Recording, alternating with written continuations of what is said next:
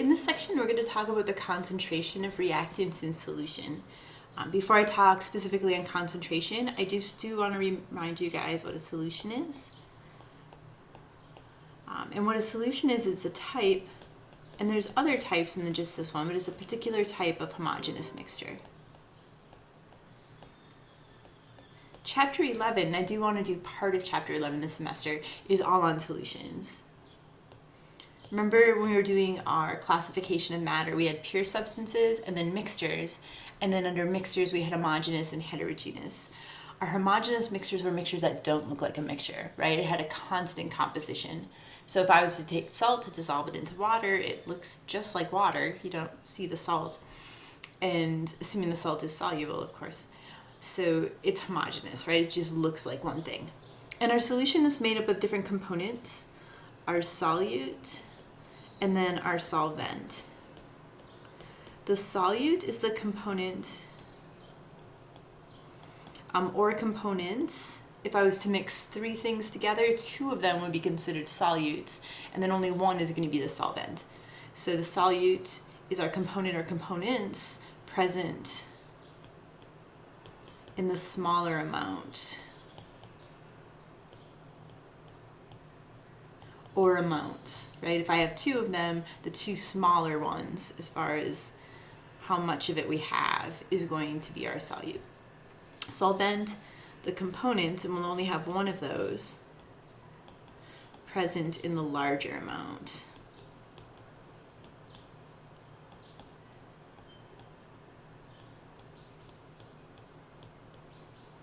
So solute is our smaller, and then solvent, the one present in the larger amount.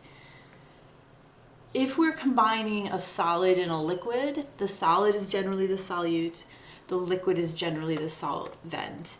The two added together then is my solution, right? Our solution is equal to solute plus solvent. And again, we can have more than one. I think I used Kool-Aid at the beginning of the semester as an example of a homogeneous mixture. And if we were to make Kool-Aid, we're actually combining three things, right? Sugar, Kool-Aid powder, and water. The sugar and the Kool-Aid powder would both be solutes, and the water would be my solvent. Kool-Aid itself would be my solution once we mix them together. So we can have more than one solute, only one solvent. And again, we're used to making solutions where one thing is solid, the other is liquid. The solid is generally going to be the solute. You're actually not going to form a homogeneous mixture, right? Something that doesn't look like a mixture if you have more solid than you do liquid. But not all solutions are solids and liquids. We could actually combine two gases together and make a solution. We could combine a gas and a liquid. We could combine two liquids. So just be careful. Whichever one you have the smaller amount of is the solute, right? So if I had a 70% ethanol solution, SOL'(N) is my abbreviation for a solution. Right, and this is an aqueous solution. So what that means is that 70% of it is ethanol, and then 30% of it is water because it's aqueous. So in this solution, right, this is my solvent, and this is my solute. It's really common to see water and just think water is the solvent. Not always. Right? If I switched it up and had a 30% ethanol solution, then those are going to be switched, right? This time 30% of it is ethanol, 70% of it is water.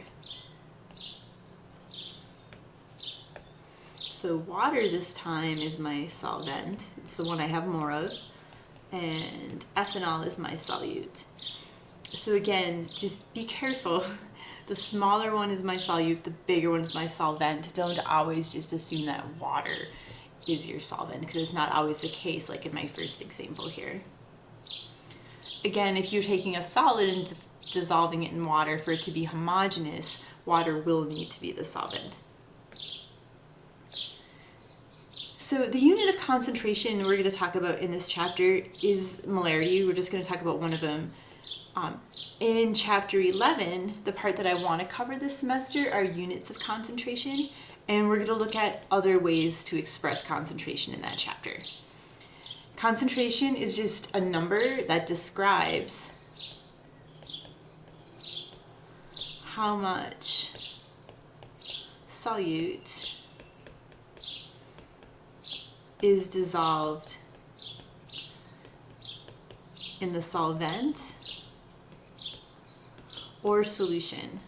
So depending on what unit of concentration we're talking about, sometimes we're talking about solute per solvent, sometimes we're talking about solute per solution.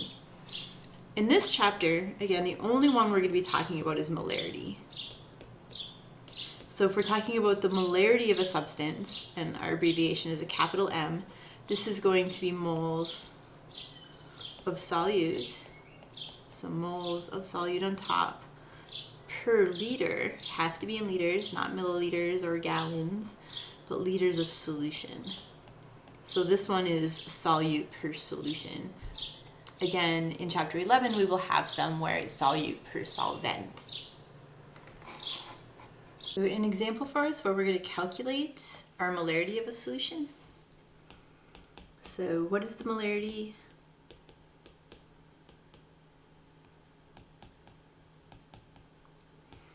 of a solution made by dissolving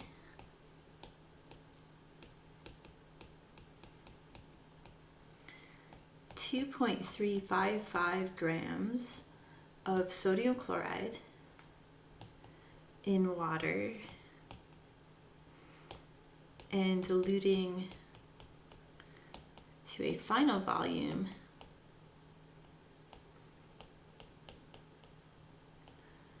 of 50.00 milliliters. So what is the molarity of a solution made by dissolving 2.355 grams of sodium chloride in water and then diluting to a final volume of 50.00 milliliters? The reason it's written this way, instead of saying we add 50 milliliters of water, then the 50 milliliters would be my solvent and not my solution. Remember, the total is my solution. So that 2.355 grams of sodium chloride actually takes up space. So when we say diluting to a final volume, we're saying the volume of my solution, the total volume is 50 milliliters. So remember, molarity is moles of solute, in this case, sodium chloride, and then it's over liters of solution. So we're given grams, right? We're given mass of sodium chloride. So we're going to need to convert that to moles. So how do we convert between grams and moles? Good, molar mass. That is something that should be really second nature for you folks at this point. So every time we're going between grams of something and moles of something, molar mass is always going to be that conversion every single time. Not just in this class, but pretty much every chemistry class you ever take. If you have moles of a substance and you want grams of that same substance or vice versa, it's always the molar mass that you're going to use to convert it. Remember, the molar mass is the mass in grams of 1 mole of that substance. So we need to go from mass, right, grams that are given to us in our problem, to moles, and the molar mass will be that conversion factor. The other thing we need to do is we need to go from milliliters to liters, and this was one of those metric system conversions you guys needed a long time ago. Remember that there is 10 to the third or 1,000 milliliters in 1 liter. So we need to do both of those conversions and then divide those two numbers to get my molarity. So 2.355 grams of sodium chloride. So I do need the molar mass, so I'm going to grab my calculator and my periodic table. And sodium, I'm going to use 23.00. Again, I always want to carry out at least 2 digits after the decimal point. On your periodic table, it has more digits. If you want to carry out more, that's fine, but please do not round it. I will actually take off if you do less than 2. Chlorine, 35.45. Again, on your table, it's 0.453. If you want to use all of them, that's fine, but don't use less than 2. So my molar mass comes out to be 58.45 grams per mole. The reason I'm dividing is because I have grams on top, so I need grams on the bottom to cancel.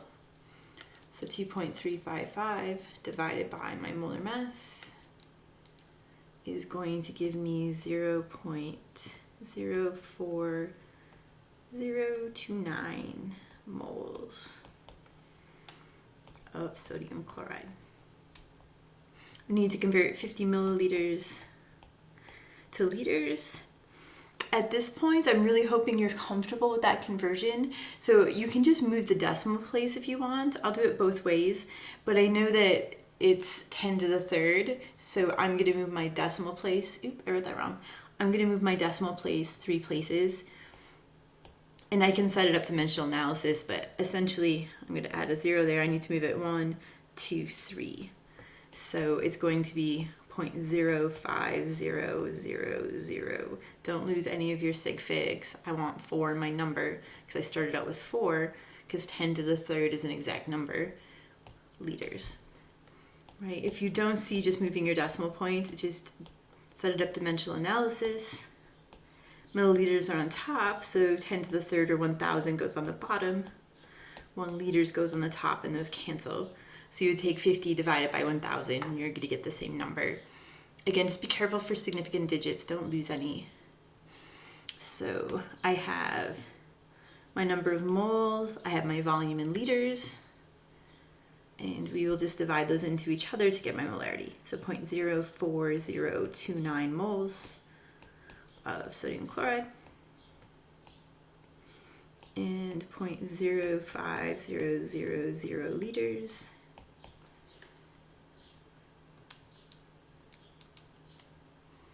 and I got 0.8058. And you can write the units 2 different ways. So if I want, I can just do a capital M. Capital M is my abbreviation for molarity. It's also an abbreviation for the unit. The other way we could write it, 0.8058 moles per liter, because molarity is moles per liter. So either one of those versions are perfectly acceptable. This is the more standard way to write it when you're solving for the concentration. If we're given a concentration, we're going to do another example where I give you the concentration and we just solve for something else, then I'm going to always advocate writing it out, because then the dimensional analysis makes more sense as far as whether you have to multiply or divide. When we read this number, the capital M version, we would say 0.8058 molar. So this actually reads as molar. And also it's kind of weird, like if you're using M as an abbreviation for the unit of concentration, it stands for molarity. So we would say the molarity is 0.8058. If you're using it as a unit, we would use the word molar. So you could say, this is kind of redundant, but the molarity is 0.8058 molar. So another example for us. This time, we're going to actually be solving for our mass. And this is actually a really common type of calculation if you ever find yourself working in a lab. If you go into a lab and there's a solution for you to use, somebody had to make that. So generally, you know the concentration that you want it to be, and you have to make it. So you need to know how many grams of your solute to add to a given volume to get that concentration. So in this problem, how many grams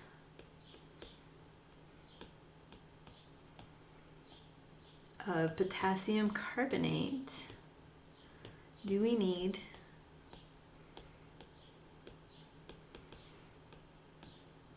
to make 300.00 milliliters of a 1.00 molar solution? So we want my molarity to be 1.00. We want to have 300.00 milliliters of that solution. We want to know what mass of potassium carbonate do we need. Right? If we need to make that solution, we need to go over to the balance, we need to weigh it out, and we weigh it out in grams. Right? Remember, we don't weigh things out in moles, so we need to convert it to some unit of mass.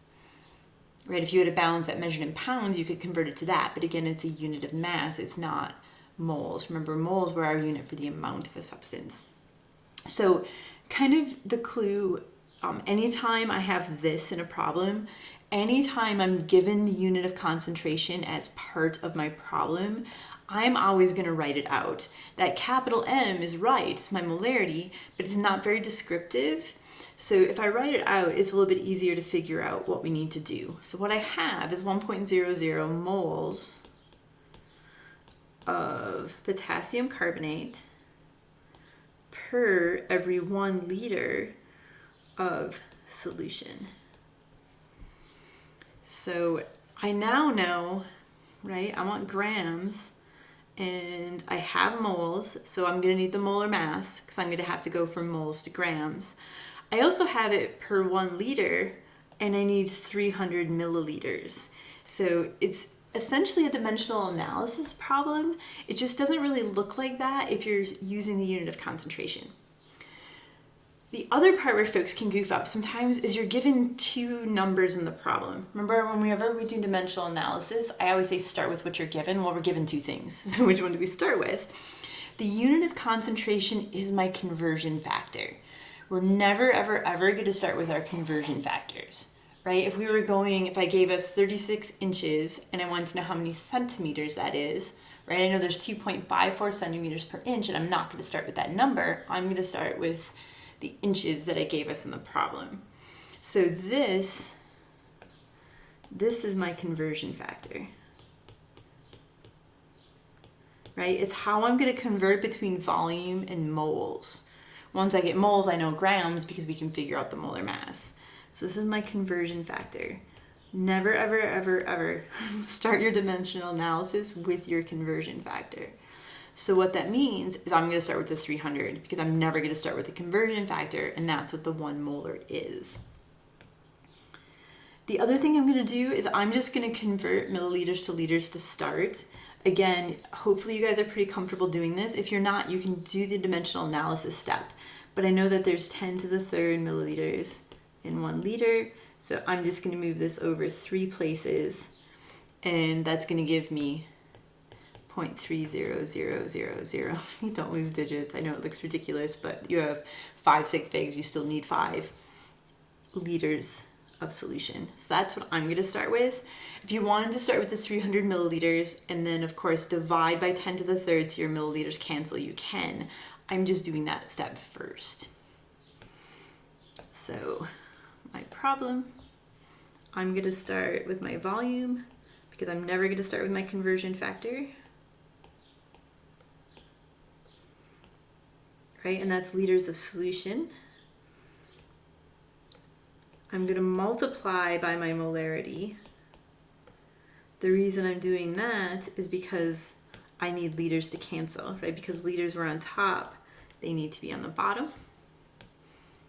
Then I need the molar mass of potassium carbonate. So I'm going to grab my calculator, my periodic table again. So I have 2 potassium, and I'm just going to do this without writing it down. Hopefully you guys by now are getting pretty good at finding molar masses.